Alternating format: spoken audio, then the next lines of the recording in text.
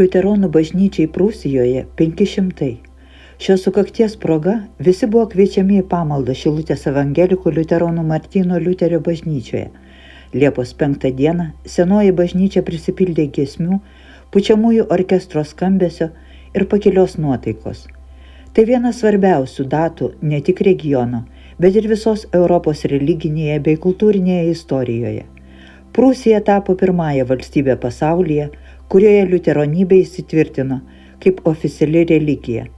Šis istorinis žingsnis buvo tiesioginė Martyno Liuterio 1517 metais pradėtos reformacijos pasekmė.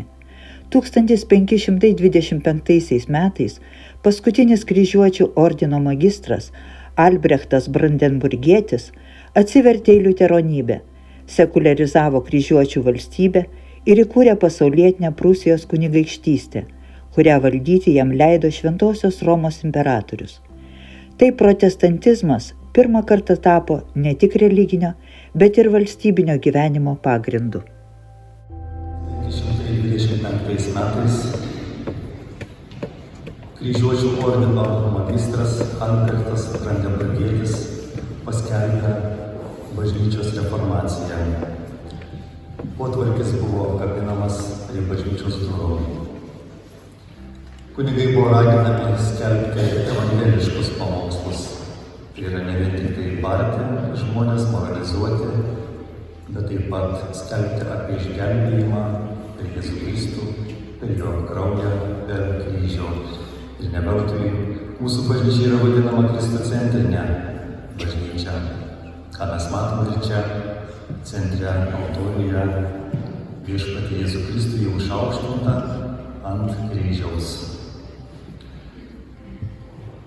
Ordino valstybė tapo pirmąją pasaulyje liuteronišką šalimi. Kodėlgi taip atsitiko? Kuo buvo ypatinga Prūsija? Iš tiesų tai buvo ypatinga valstybė. Tai nebuvo pasaulietinė valstybė, tai buvo religinė valstybė. Kaip karintieji bažnyčios ordinai ėjo į Šventąją žemę ir ten įkūrė Jėzaus Kristaus valstybę. Taip vokiečių ordinas, kuris vadinosi Švenčiausios Mergelės Marijos Jeruzalės namų ligoninės ordinas, labai švelniai pavadinami ligoninės, pasuko į šį kraštą. Pirmiausia į Latviją, ten pradžioje evangelija buvo skelbiama taikiu būdu, Meinardas vyskupas atvyko. Tačiau tautos netaip lengvai pasidavė krikščionybei. Mūsų baltų tautos buvo karingos. Ir mes žinome, kaip ordinas galiausiai kartu įnešė krikščionybę.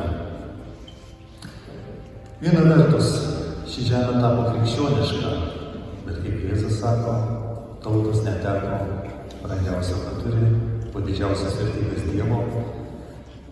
Dievo tai žinoma paskelbė teisingą trejybės, tačiau neteko laisvės. Ir taip mūsų lietuvių tauta čia šioje žemėje, taip pat mūsų tauta buvo pavergta, kol prasidėjo reformacija. Ordino magistras atvyko pas Liuterį ir Liuteris pasakė, jūsų ordinas yra viena vertus religinis. Jūs duodate skaistybės įžadus, neturto ir paklusnumo. Kita vertus, jūs esate kaip pasaulietiniai valdovai, valdote pasaulietinių kartų šią žemę. Tad jūs turite apsispręsti, ar jūs norite veikti ordinu, ar jūs norite priimti reformaciją, kur yra atskirti dvasinę ir pasaulietinės sferas. Kunigai turi būti kunigai, sako Liuteris. Ordinas priima reformaciją. Ateiname iki Liepos 6 dienos 1525 metų. Liuteroniška reformacija tai nuosaiki reformacija. Mes žinome, kokia reformacija buvo Šveicarijoje, Anglijoje.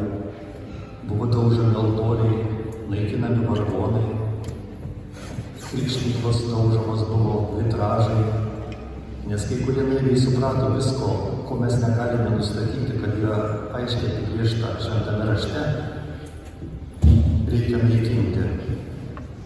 Ir netgi Wittenberge, kai Liuteris kurį laiką buvo pasitraukęs iš Wittenbergo, buvo prasidėjus tokia radikali reformacija. Tačiau Prūsijos reformacija, kaip ir Wittenberge, nuosaiki. Mes matome gražius vargonus šioje bažnyčioje, matome krikštyklą, matome altorių. Ypatingas reformacijos nuopelnas tai liturgija. Šiandien mes nesistebime, kad mes meldžiamės lietuvių kalba.